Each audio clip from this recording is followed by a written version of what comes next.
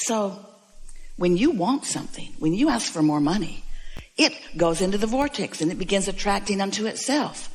And your inner being, your soul, your source, focuses on it for you and holds the frequency of it so that you can listen your way back to it, so that you can feel your way back to it, so that you can good feeling your way back to it.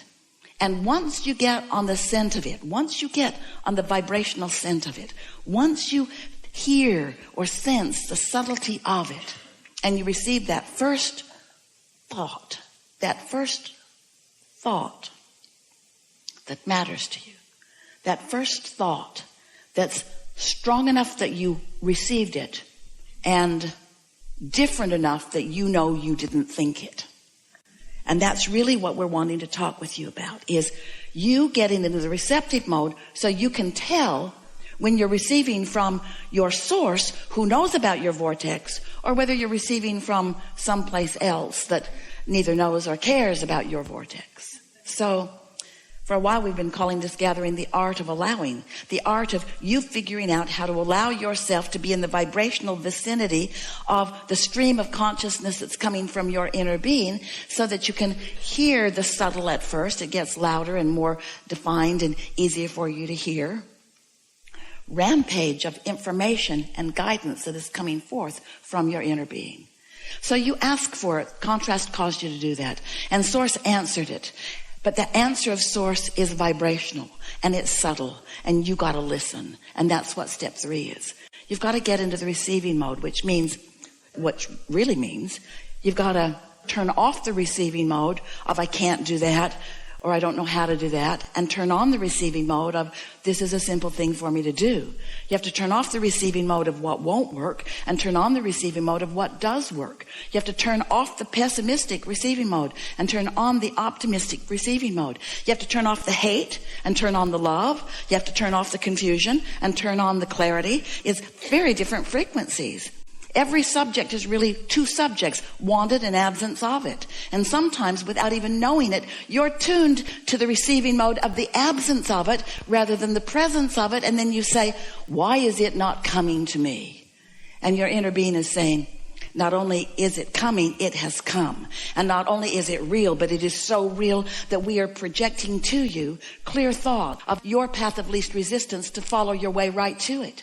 And you say, oh good, maybe, oh good, then I will just beat a very fast path to the conclusion of this. And we say, yes, we want that for you, but we also want for you to understand that the path keeps unfolding, that it's like a pipeline that's got all the new stuff getting ready to manifest, getting ready to manifest, getting ready to manifest. Oh, manifest, yay.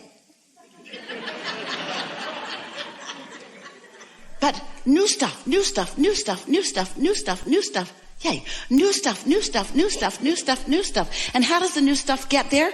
By exploring, by having some contrast, by asking for more. It all fits together so perfectly for you. But you got to stop caring so much about yay.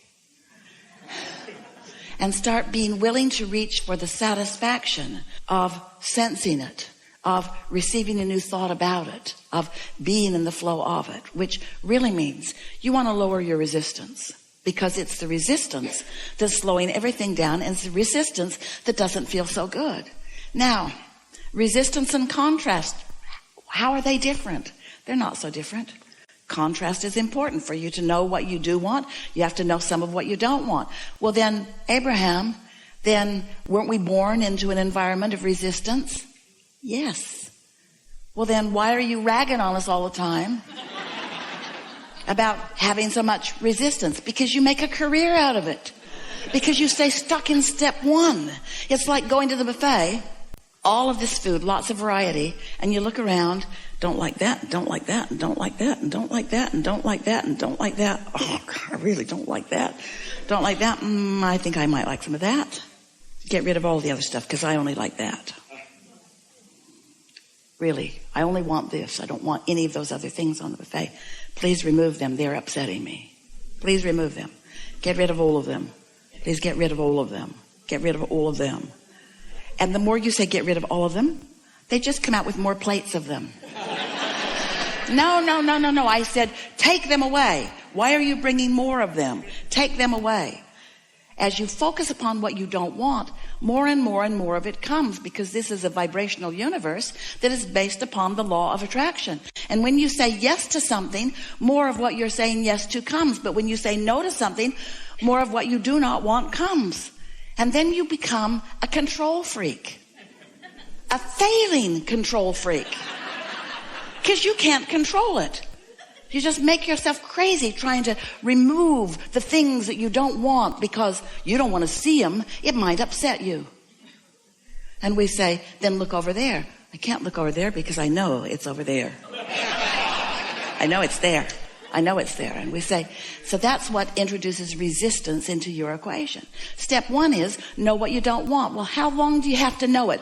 Do you have to know what you don't want your whole life? Do you have to talk about it every day of your life? Your relatives do, we know. Or can you know what you don't want, which causes you to launch a rocket about what you do want, and then when source gets all over it, and the energy that creates worlds is focused upon it, and the vortex of it begins spinning and attracting the cooperative components, could you look over there? Well, you could, but you say, there's nothing to see. There's nothing to see over there. Look at all this stuff I can see over there. There's all this stuff I can see. I hate most of it. But there's all this stuff over here that I can see. And to look over here, I have to focus more than I'm ready to focus. And we say, so when you think about what you do want, when you launch your rocket of desire, this is a powerful vibration that is causing these vibrations and thoughts to turn to things. But every time you say, but where is it? You introduce more inability to see it. Every time you look for it before it's ripe. It's like putting the kernel of corn in the ground. The farmers do it every day. They put the corn in the ground, and you've put yours there. And then you say, I'm ready. I'm ready to see you. I want you to become big, and I want you to have lots of ears of corn, and I want to eat you or sell you. I want to sell you. You don't just stomp on the ground in anger. All of you don't. You're not discouraged that it hasn't immediately become all that you know it has a potential of being, because you know there's a process. You know that there's a becoming. And we want you to accept this magnificent vortex and all that it holds and all that it has already become already. But you've got to tune to the frequency of it so that you,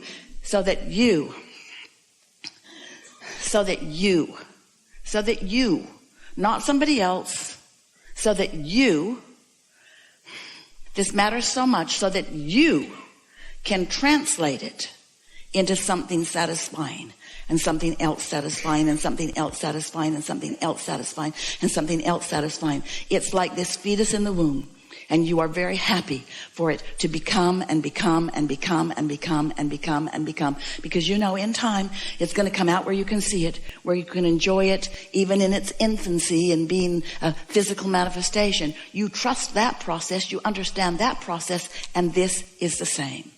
Haven't you ever wondered how the becoming of what has become has become? Haven't you ever wondered how that comes about? Do you see any pipelines trucking things in from other planets? Do you realize what your economy looks like in comparison with 100 years ago? Because you, as humans, have been turning thoughts to things. You are magnificent creators, but you suffer unnecessarily because you're holding out for the manifestation and then holding yourself in dissatisfaction through most of the process, and therefore slowing the process down and sometimes never realizing it at all. So we want you to feel from us the difference between an offering of a thought from source. In other words, let's call it a revelation. A revelation from source. In other words, your inner being knows what's in your vortex and knows where you stand in relationship to it, and is revealing to you at all times wonderful ideas and suggestions and impulses that would lead you on your path of least resistance. And the reason that we say least resistance, your path of least resistance, is because you've put some resistance on your path, and it's all right. Your inner being knows where all of your hang-ups are and knows how to guide you around it. So your inner being is offering you these impulses.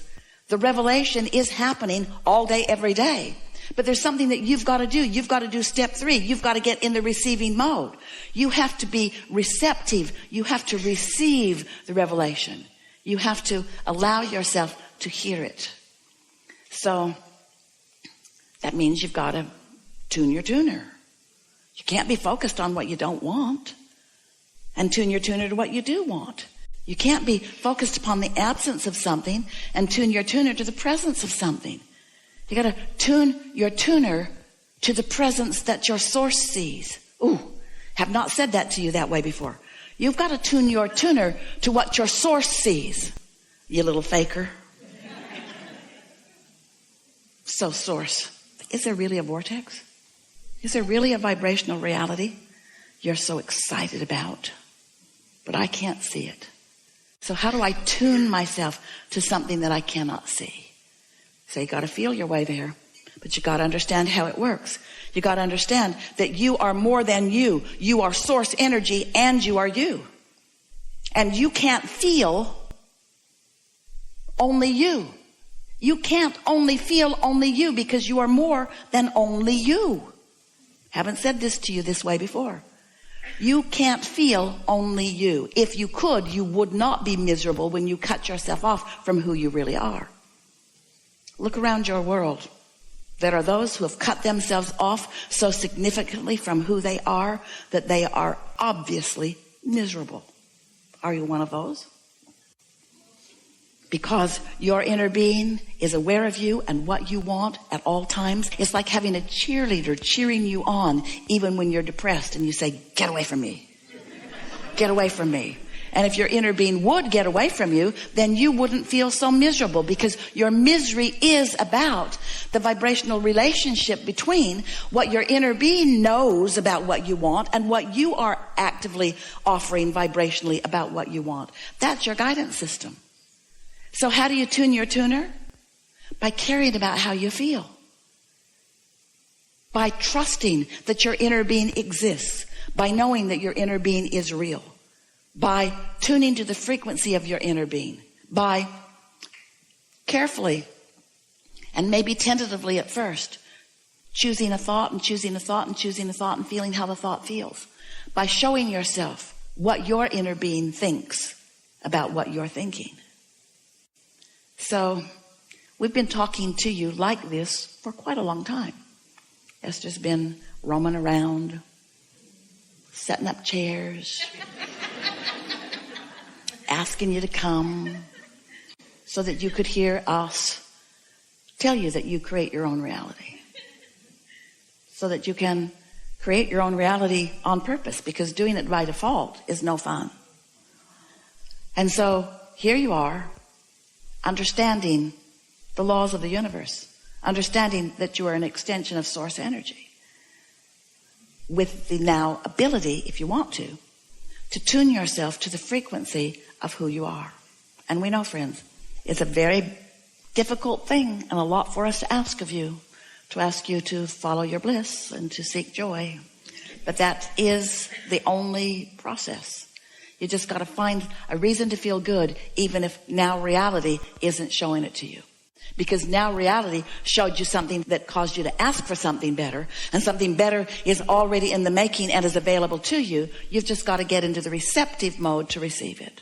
So the receptive mode of your source, or the receptive mode of a panicked world, the receptive mode of the high-flying disc, or the receptive mode of a low-flying disc. You can tell by how you feel, because your inner being is always on the high-flying disc.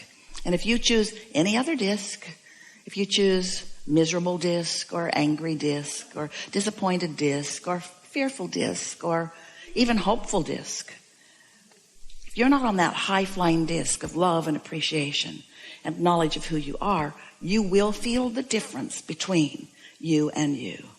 And that's what your guidance system is all about.